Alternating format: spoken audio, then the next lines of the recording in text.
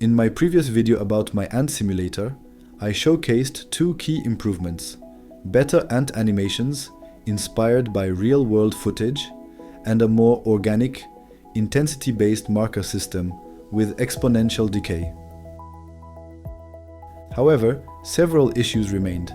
There was no user interface, the exploration was extremely naive, with many ants clustering along the edges of the map, and, most importantly, the environment had no obstacles at all. So, let's look at how to improve the simulation to address these limitations. To make debugging and analysis easier, I added a graphical interface that lets me tweak parameters on the fly. It's a simple, drawer-based interface to make it feel less bulky and intrusive. I didn't use any specialized library. I built it myself from scratch.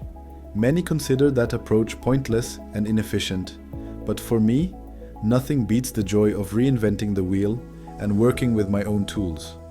Besides being a fascinating exercise, it provides complete control over both the functionality and the final appearance.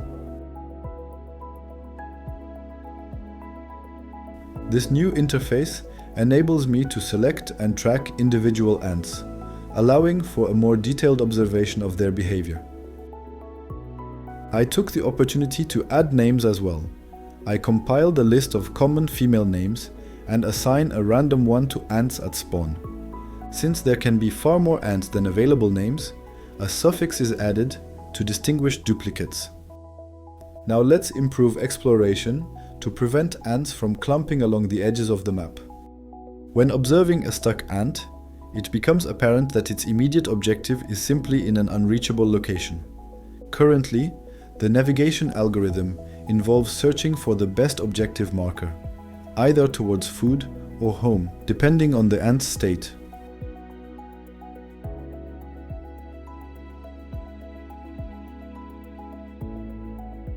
If no marker is found, the ant selects a random target, which may be impossible to reach.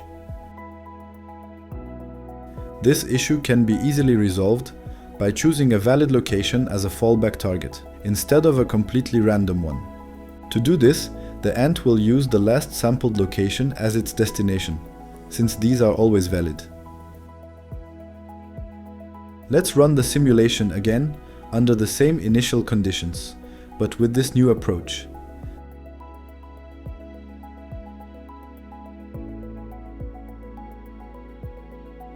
This new navigation strategy yields significantly better results, and we can see that most ants now naturally avoid the edges.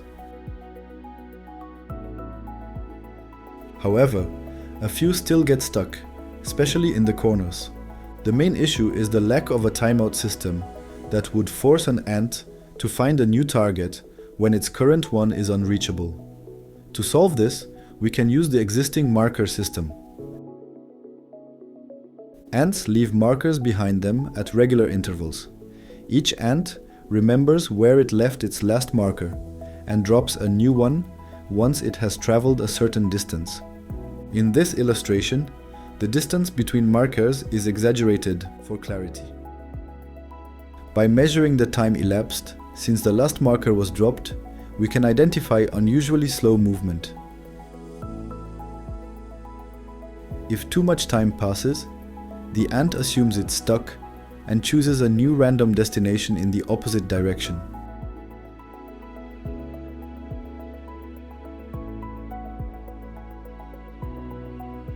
With this new timeout system, the problem is finally solved. All that's left is to figure out how to add obstacles to the map. In the interface, I've added a brush tool to designate certain cells as obstacles.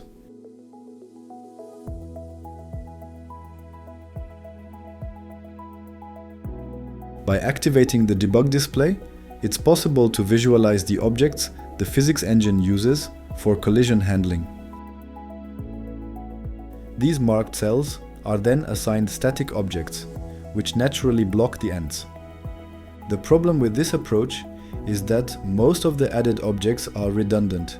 Specifically, Only the objects on the outer border of an obstacle are needed, as the inner cells will never be reached by the ants. To optimize performance and memory usage, we can refine this by creating static objects only for cells adjacent to at least one empty cell. This simple change significantly reduces the number of unnecessary colliders, while having no effect on the simulation's outcome.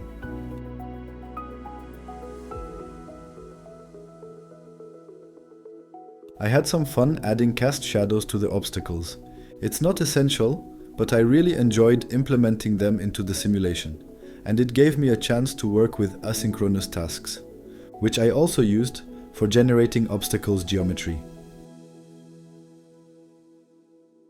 Now that we can add obstacles, let's see how the colony adapts to them. For this first test, I will place a large obstacle at the center of the map to see how it affects the ants' routes.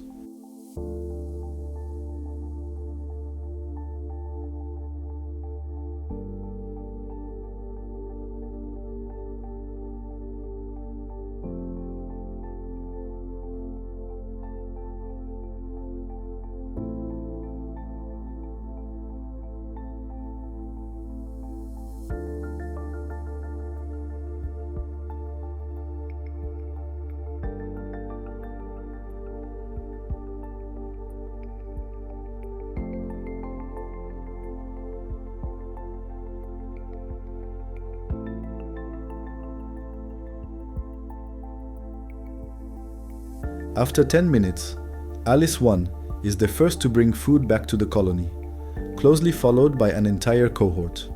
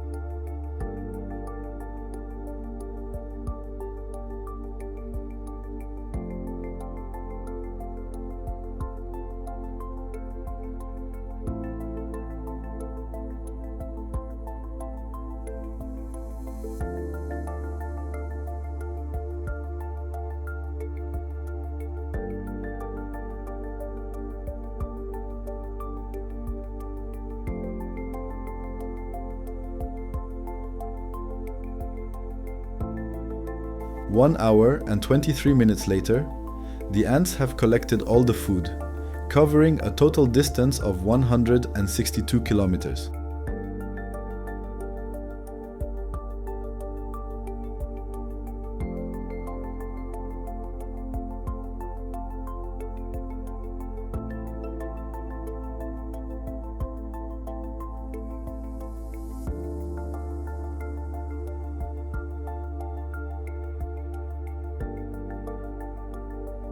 This was a fairly simple scenario.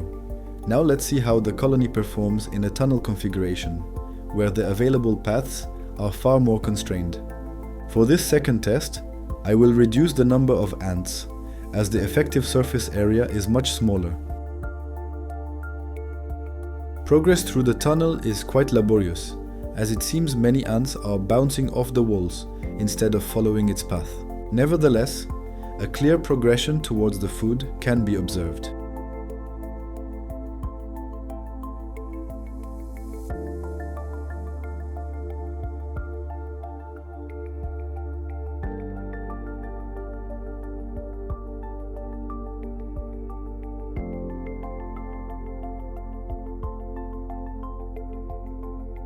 After 11 minutes and walking nearly 6 meters, Shannon 2 is the first to reach the objective. But that's only half of the journey. Now it's time to bring the resource back to the colony.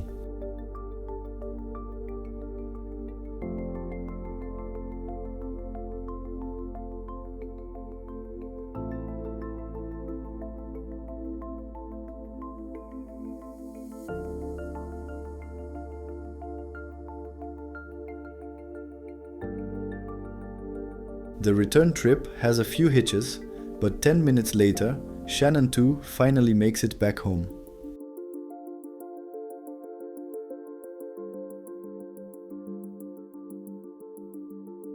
The trail of markers left behind quickly guides many of the wandering ants to the food.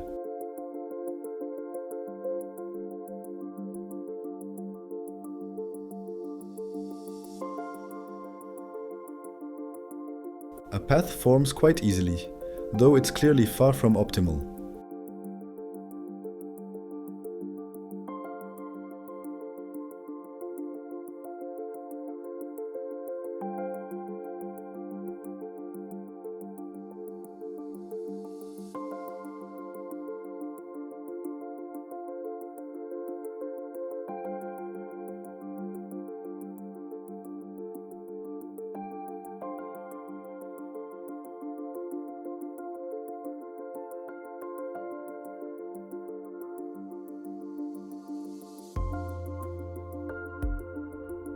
Gradually, the routes are refined, shortening the distance and cutting down the collection time.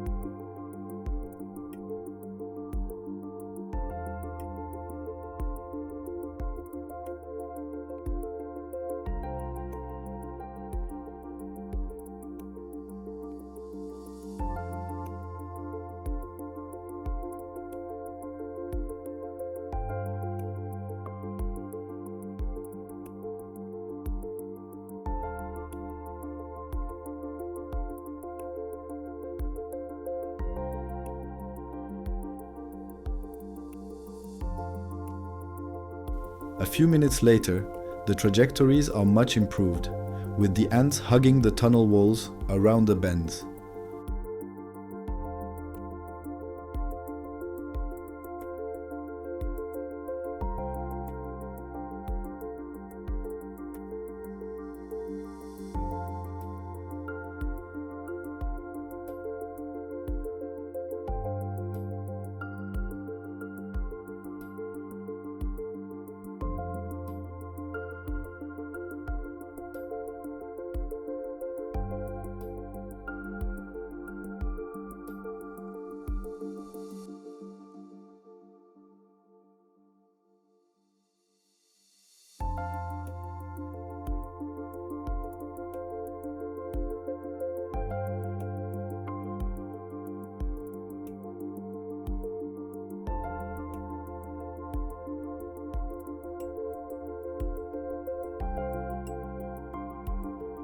Almost 3 hours and 160 kilometers later, the 2,000 ants have gathered all the available food.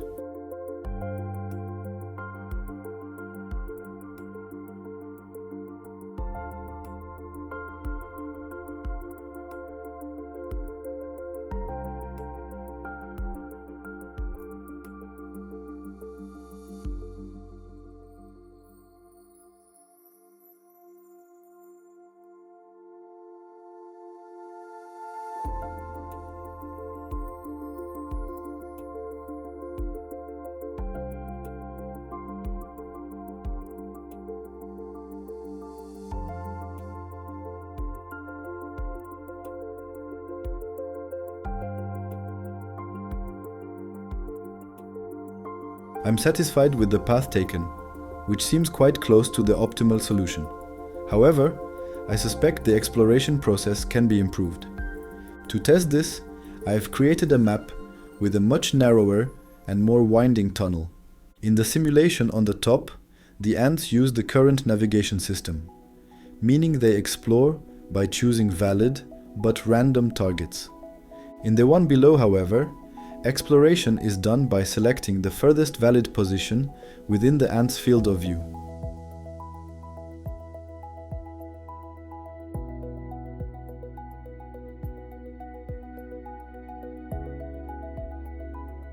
We can see that this leads to a better distribution of the ants throughout the tunnel, with fewer of them getting stuck in the corners. They also reach the objective faster and in greater numbers, allowing them to establish a first path much more quickly.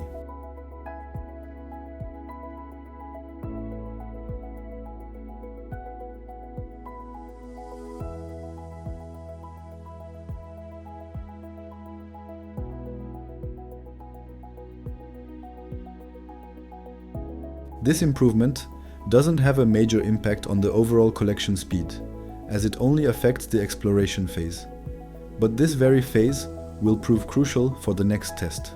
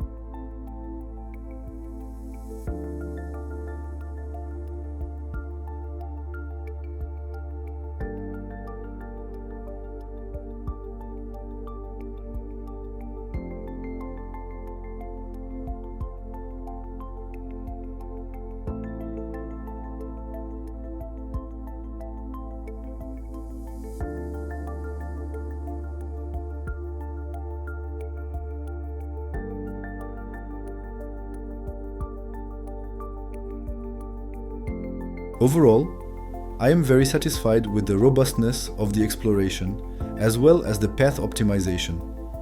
But there are still many things to perfect, especially the adaptability to sudden changes in the environment, which I will address in the next video of this series. If you'd like to dive deeper into the topic, feel free to join the Discord server. You can find demos and source code for my projects on my Patreon. Links are in the description. A huge thank you to all the Patreon members for their support, and a special thanks to Brilliant for sponsoring this video. If you're interested in projects that combine programming and physics but aren't sure where to start, then Brilliant, the sponsor of this video, is the perfect resource for you. Brilliant offers a wide range of courses for all skill levels, including subjects like programming, physics, and mathematics. Their extensive catalog of lessons is built around hands-on exercises, tons of animations, and practical examples. This approach makes learning not only enjoyable, but also highly effective by keeping you actively engaged throughout the process. Whether you're on your computer or phone, you can practice every day from anywhere, ensuring steady progress.